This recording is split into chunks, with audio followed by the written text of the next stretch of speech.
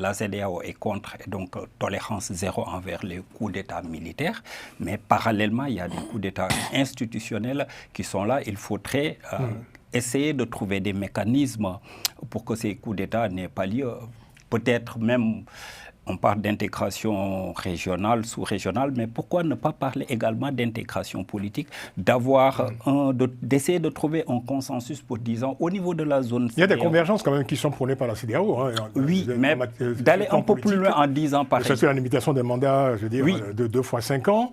Également, je veux dire que la démocratie est devenue, en principe, un critère de convergence au sein de la CEDEAO. Maintenant, il faut y arriver. Le chemin est long pour y arriver, mais cette convergence est quand même clairement énoncée, la convergence démocratique pour tous les États de la CEDEAO. Mais sauf que cette convergence démocratique, c'est ce qui est énoncé, il faut que ça soit marqué sur le marbre. Donc il faut de nouveaux outils, en fait. Il faut de nouveaux outils. À la fois de prévention et de sanctions.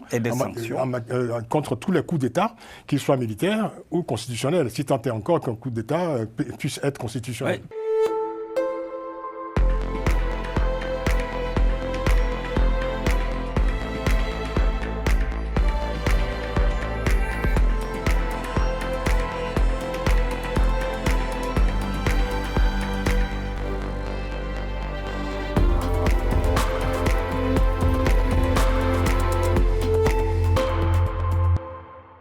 On commence donc par le dernier sommet de la CEDEAO qui s'est tenu le 14 novembre dernier à Abuja, au Nigeria. Le 14 décembre, pardon. Merci Alfred, c'était le 14 décembre, effectivement. Le week-end dernier, en somme. À Abuja, un sommet sur fond de crise, notamment l'étrange coup d'État en Guinée-Bissau, fin novembre, et celui déjoué le 7 décembre dernier au Bénin. Tolérance zéro pour les changements anticonstitutionnels de gouvernement, approfondissement de l'intégration régionale, lutte contre le terrorisme et nécessité d'associer l'impératif de sécurité avec la gouvernance, l'éducation, la création d'emplois. Pour les dirigeants de l'organisation, l'heure est venue de consolider davantage encore l'institution en tenant compte des mutations en cours dans la région. Alors Alfred, est-ce qu'on peut parler d'un nouveau souffle, d'un nouveau départ de la CEDEAO après la phase dépressive qu'elle a connue au cours des dernières années? Je pense qu'il faut l'espérer. On a vu depuis la création de l'AES, le retrait des 3 pays de l'AES, le Burkina, le Mali. L'Alliance des États du Sahel. C'est ça, et le Mali, le Niger, le Burkina. La CEDEAO est orpheline justement de ces 3 pays. Mais en même temps, elle a été secouée, vous l'avez rappelé Francis, par toute une série d'événements récents, mais un peu plus éloignés aussi, notamment la question de l'insécurité, le djihadisme qui a frappé pendant longtemps, mais qui continue encore à frapper dans les 3 pays de l'AES avec quelques tentatives de métastase dans les pays environnants. Et donc là, il y a une prise de conscience soudaine des chefs d'État, justement, de la CEDEAO, qu'il y a quelque chose qui ne tourne pas rond dans cette belle organisation, née dans les 1975 et qui a aujourd'hui 50 ans pratiquement, et qui devrait repartir sur de nouvelles bases. Et là, on l'espère que ce sont les fondations de ce renouveau. La prise de conscience, effectivement, ou le rappel de la nécessité du respect, justement, de l'ordre constitutionnel dans cet espace-là. Et puis, la question de la réactivité nécessaire maintenant pour ne plus permettre aux putschistes, et d'où la fermeté d'ailleurs vis-à-vis de du général qui a pris le pouvoir en Guinée-Bissau. Et donc, voilà, sans nécessairement s'arrêter sur la question sécuritaire, ils ont bien, les chefs d'État, rappelé la nécessité d'adosser aussi la question économique, la question de l'intégration, qui était au départ de la création justement de la CEDEAO. En tout cas, il y a une prise de conscience de cette nécessité justement de prendre en compte des transformations que la CEDEAO a subies ces dernières années. Oui, et puis il y a quand même une forme de dépression ces dernières années. Hein, parce que je veux dire, le départ de l'AES a quand même amené, je dirais, une certaine morosité au sein de l'organisation. Absolument, il y a eu comme une sorte... le terme de dépression est très intéressant, effectivement. Si on prend l'atmosphère, la température de la CEDEAO, on a vu effectivement que d'abord ça avait été une surprise pour tout le monde. Et puis, je pense que ce qui a affaibli la CEDEAO à ce moment-là, c'était la réaction vigoureuse du président nouvellement élu de la CEDEAO, Bola Tinubu, qui voulait envoyer la troupe tout de suite au Niger pour rétablir l'ordre constitutionnel. Malheureusement, il y a eu justement des dissensions au sein et ça nous a amené justement à quoi? À ce qu'on a vu à la fois en Guinée-Bissau et puis la tentative au Bénin qui a encore stupéfié tout le monde dans la région parce que même nous, en tant qu'observateurs, on ne s'y attendait pas. Ça a été la surprise, même si on a par-ci par-là relevé les incohérences de Patrice Talon, manipulation un peu du système démocratique béninois, mais on ne s'attendait pas justement à cette tentative de putsch. Et donc là, ça a réveillé un peu la CEDEAO de sa torpeur pour dire non, mais maintenant, il faut qu'on prenne le taureau par les cornes et qu'on aille de l'avant. Ben Yassi, vous qui êtes un digne citoyen de la CEDEAO. Oui, on peut dire que depuis ce 68e sommet ordinaire, la CEDEAO est repartie sur un nouveau souffle. Et en soufflant ces 50 bougies, elle se donne les moyens d'aller de l'avant parce que, quoi qu'on puisse dire, c'est une réussite d'intégration économique avec aussi les populations qui ont la latitude de se mouvoir dans cet espace sur la base de leur pièce d'identité et de ce fameux passeport CEDEAO, qui est un exemple à l'image de ce qui se passe ici au niveau de l'Union européenne. Là où je ne serais pas d'accord avec le professeur Alfred, c'est que la CEDEAO a traversé une dépression, certes. C'est à partir de 2023 jusqu'à 2025. Et je pense que c'était plus dû à des échéances électorales qui s'annonçaient dans certains pays, et ces pays étaient considérés comme des locomotives, à l'instar du Nigeria, de la Côte d'Ivoire, du Sénégal. Et il y a eu la crise avec l'AES, au moment où le Nigeria sortait d'une élection avec un nouveau président qui voulait envoyer la troupe, mais les autres étaient dans d'autres calculs. En Côte d'Ivoire, au Sénégal, le président Macky Sall était sur le départ, donc il ne pouvait pas faire comme il avait fait en Gambie ou bien précédemment, les années précédentes en Guinée-Bissau. Actuellement, ce qu'on constate, c'est que face à cette situation, il y a une prise de conscience. C'est vrai qu'on est resté, avec le départ des États de l'AES, on est à 12. 12 États parviennent toujours à tenir la barque. 12, ça va, mais à 15, c'est encore mieux.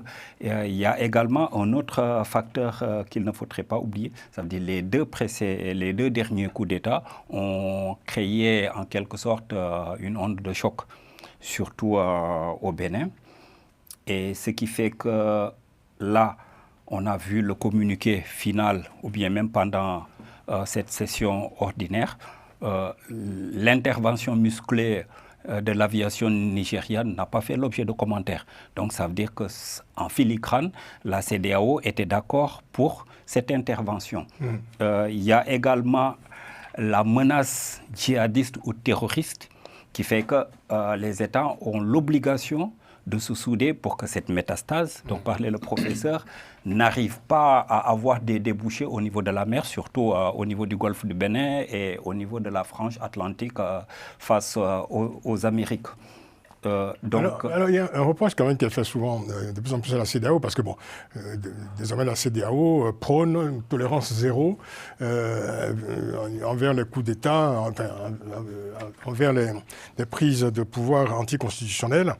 On reproche souvent à la CEDEAO d'être prompte comme ça, je veux dire, à se lever contre les coups d'État militaires, mais pas suffisamment, ou pas du tout d'ailleurs, contre ce qu'on appelle les coups d'État constitutionnels. Est-ce qu'il n'est pas temps que la CEDEAO se dote d'outils adéquat pour justement freiner cette tendance qu'on a vu émerger depuis une dizaine ou une quinzaine d'années. Effectivement, c'est là où j'allais en venir. Ça veut dire que la CEDEAO est contre et donc tolérance zéro envers les coups d'État militaires. Mais parallèlement, il y a des coups d'État institutionnels qui sont là. Il faudrait essayer de trouver des mécanismes pour que ces coups d'État n'aient pas lieu. Peut-être même... On parle d'intégration régionale, sous-régionale, mais pourquoi ne pas parler également d'intégration politique, d'essayer de trouver un consensus pour, disons, au niveau de la zone... Il y a des convergences quand même qui sont prônées par la CEDEAO. Hein, oui, mais d'aller un peu plus loin en disant par exemple... C'est la limitation des mandats, je veux dire, de 2 fois 5 ans. Également, je veux dire que la démocratie est devenue, en principe, un critère de convergence au sein de la CEDEAO. Maintenant, il faut y arriver. Le chemin est long pour y arriver, mais cette convergence est quand même clairement énoncée, la convergence démocratique pour tous les États de la CEDEAO. Mais sauf que cette convergence démocratique, c'est ce qui est énoncé, il faut que ça soit marqué sur le marbre. Donc il faut de nouveaux outils, en fait. Il faut de nouveaux outils. À la fois de prévention et de sanctions. Contre tous les coups d'État, qu'ils soient militaires ou constitutionnels, si tant est encore qu'un coup d'État puisse être constitutionnel. Oui, parce qu'on le voit, c'est là où je vais en finir, on le voit avec le cas de la Guinée-Bissau, là où il y a une intervention musclée pour faire avorter la tentative au Bénin. On a vu qu'au niveau de la Guinée-Bissau, on essaie d'utiliser un langage diplomatique en disant que, bon, voilà, on est face à une situation, mais on vous demande d'aller vers une transition rapide et de manière inclusive, sinon, il y a des sanctions qui vous menacent. Alfred, rapidement. Je voulais rapidement ajouter simplement un point, c'est-à-dire que cette question des coups d'État constitutionnels montre très clairement le conflit qu'il y a entre le droit interne et puis le droit communautaire. Oui. Ce qui fait effectivement que tant qu'on n'arrive pas à trouver cette jonction pour imposer le droit communautaire sur tous les États, ça persistera. Ça, c'est un défi qui est le propre même, enfin, ce défi est lancé à toutes les organisations régionales. Absolument. Même continentales. En Afrique ou ailleurs, d'ailleurs. Oui, bien sûr. Mais dès l'instant qu'on a un consensus sur le droit communautaire économique avec l'OADA, pourquoi pas ne pas franchir le pas et aller. Il y a souvent quand même ce conflit qui persiste entre les mécanismes internes nationaux et les mécanismes communautaires. En plus des composantes de la CEDEAO, les pays anglophones et les pays francophones. C'est ça. Et puis quand on pense à la Cour des droits de l'homme de la CEDEAO aussi, vous voyez, Abuja, oui. Exactement, donc qui est censé effectivement dire le droit au-dessus justement du droit. Mais ça a marché quand même dans le cas de Hissène Habré. Hein. Oui. Tout à fait. Oui, mais sauf que par exemple, il fut un temps au Sénégal avec le cas Khalifa Sall, l'État du Sénégal a été condamné, mais n'a pas réagi en répondant que bon voilà le droit national. Oui, mais parce que la Cour de droits de l'homme de la CEDEAO n'a pas le pouvoir de contrainte. Absolument. Ce qu'avait d'ailleurs à un moment donné la Cour de justice de la CEDEAO, dont les discours n'étaient pas susceptibles de recours. Exactement. Et qui était parfaitement respecté par tous les États. Absolument. Donc, en fait, il faut restaurer finalement l'autorité morale de la CEDEAO au sein de cette région. Exactement. Bon, en fait, entre le coup d'État, ce qu'on a dit, le coup d'État institutionnel et le coup d'État militaire, il y a certains qui sont malins, qui ont trouvé une faille. On voit par exemple ce qui s'est passé au Togo. On arrive à trouver une formule qui passe, absolument, qu'on peut pas. Le président, il est là, il change d'appellation, de fonction, il est là, il ne va pas être élu, il reste. Il y a aussi, on peut changer, non certainement, on peut changer la Constitution pour rester au pouvoir en disant c'est mon premier mandat. Donc il y a des subtilités vraiment quand on entre dans le fin fond de ces... Les cuisines locales. Oui, la cuisine locale, compliquée. Deuxième chose, c'est que la force, on a la force de la CEDEAO, mais malheureusement, cette force est dominée par le Nigeria. C'est-à-dire que c'est le moteur, c'est le Nigeria. Il faut que le Nigeria... Heureusement que jusque-là, le Nigeria est un pays démocratique qui s'aligne. Imaginons si le Nigeria bascule, ça se passe comme en Guinée-Bissau ou dans d'autres pays, c'est-à-dire que ces pays vont se retrouver sans avoir une force qui peut se substituer à la force qui existe. Troisième chose, c'est que la CEDEAO, à un certain moment, avait avancé l'idée de l'intégration économique par la monnaie. On avait parlé de l'éco. Le terme, le nom a été disons... Cela reste un projet. Oui, ça reste un projet, mais le nom a été avancé par d'autres pour parler du franc CFA.